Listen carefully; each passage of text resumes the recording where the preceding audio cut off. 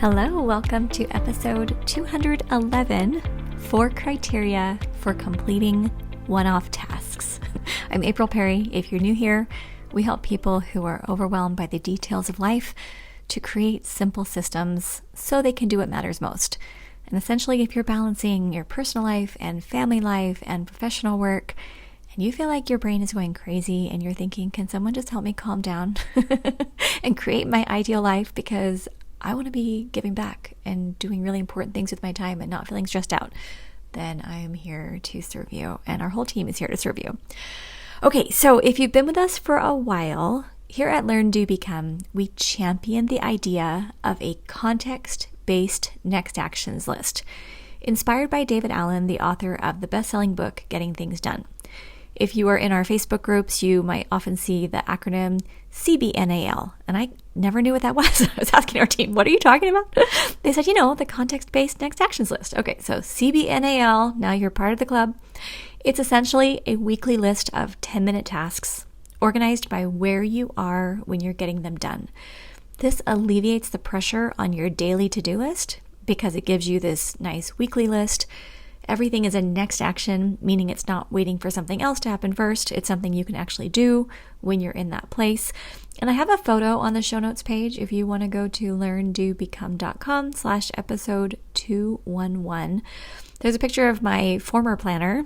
Now mine is floral, but it was aqua then. Still Franklin planner because I love them. But my next actions list shows in the home category, something like move 2 bookshelves. Or for the errand, I need to, do an oil change, just things like that. So you can see how it's set up. Now, the contexts that David Allen suggests are home, errands, computer, to discuss, and phone. Now, I currently add a couple of more. So I have a to read section. Sometimes I add a to pray about section.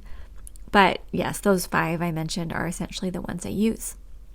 The main question I get, however, is when to do these things, because people will say, I have a super long next actions list and they don't get done. So here are the 4 criteria, because ideally you want to get your list done by the end of the week. Now I'll just pause for a moment. If it's not done by the end of the week, either you're just putting too much on the list and expecting too much of yourself, or maybe they aren't next actions. A lot of times people put sub-projects on the list. So if it feels too big, you're not going to do it. Or maybe it doesn't even need to be done. Maybe you could deprioritize it and try it again next month or something like that. Anyway, those are just a few things to consider. But here are the 4 criteria. If you're on the edge of your seat and you want to know. Okay, so number 1 is context. So look first at where you are. If you know you'll be out running errands, then look at that section only. Don't get overwhelmed by everything you have to do. Just say, I'm running errands right now. What's on my errands list? Or if you have some quiet time and you want to do phone calls, then you just group those. You say, okay, I have some phone calls to make. Like for me, I have to call my daughter about Google Photos because she's amazing at it and I have a question. And let's see what's next on my list. Oh, I need to make my annual womanly checkup. So I need to make that phone call. Now, if you don't know the phone number, then you either put the phone number right on the list, like go find the phone number, put it there.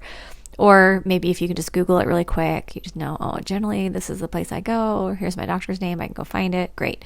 But you want to make sure that when you look at your next actions list, you can just do it, okay? Or let's say you are home waiting for your kids to get home from school and you have 30 minutes before bedtime. One of those scenarios. You just look at the home category and you just say, okay, well, what could I do? Like, I could clear off the pantry for 10 minutes or, write a card or do something like that.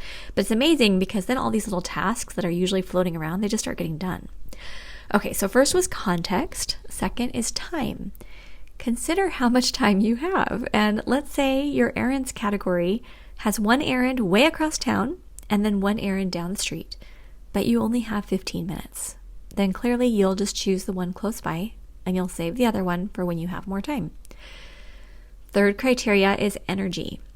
I think this one is incredibly important, especially for phone, computer task, and to discuss items, because if you know your brain is fried, then don't make a hard phone call or bring up an emotional item to discuss, and maybe don't try to figure out something super technical. Even, I'll just share, this might be too much information, but on certain days of the month when I am hormonally just more tired, I still get things done, but I don't talk to a lot of people or make really big decisions because I know I'm just not in a great place and I'm just tired. So anyway, thought that little piece of information might be helpful. And then the fourth criteria is priority. Now you'd think this would be the first criteria. I kind of got some pushback from people where they would say, why is priority last? But I believe this is the order David Allen puts them in. I think that's why I do this. Anyway, I still stand by it. But the reason priority is last is because if you're in the wrong place with not enough time and energy, it just doesn't make sense to do that specific task. Now, if it's a calendared item, like I have to pay my rent today, well, that's not on your next actions list, that's on your calendar. So that's different. If it's an appointment and it's, date specific, great. That's something totally different. That's not what we're talking about. We're talking about next actions, this weekly flexible list organized by context. That makes sense? So let's say you have 20 minutes to talk with your spouse and you have 3 things on your to discuss list that you could select to discuss because you have the time and energy to do so. Then you pick the one that is most important first. Same thing with my computer work.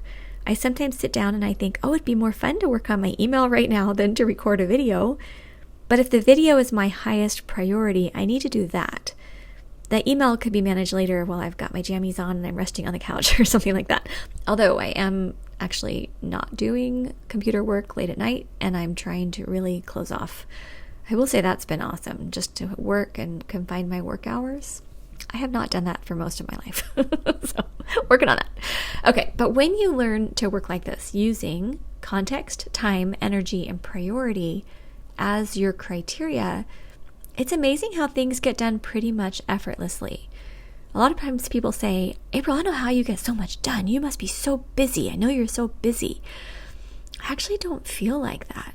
I'm able to identify what needs to happen and then do it naturally, but it just kind of flows and it doesn't feel stressful. So if you want to give it a try and let me know how it goes, I would love to hear about it in the comments. And if you are brand new, we have a great program called Steps to Everyday Productivity. You can go to learndobecome.com/step. We're also doing a 4 weeks to finished group coaching session starting September 7th. Everyone's probably like, okay, April, you're talking about this all the time. But I have to because people miss it. And then they say, I want to be part of that. So I want to make sure everybody knows. I feel like my job is just let you know. And then you can decide if it's the right fit. Sound good? Okay. Love you so much and hope you have a great day. Enjoy making your next actions list. Do come to the show notes page so you see the picture of it. I think that'll help you. And you can do it digital or paper. Okay, I'm going to stop. Okay. Sending love. See you soon at learndobecome.com.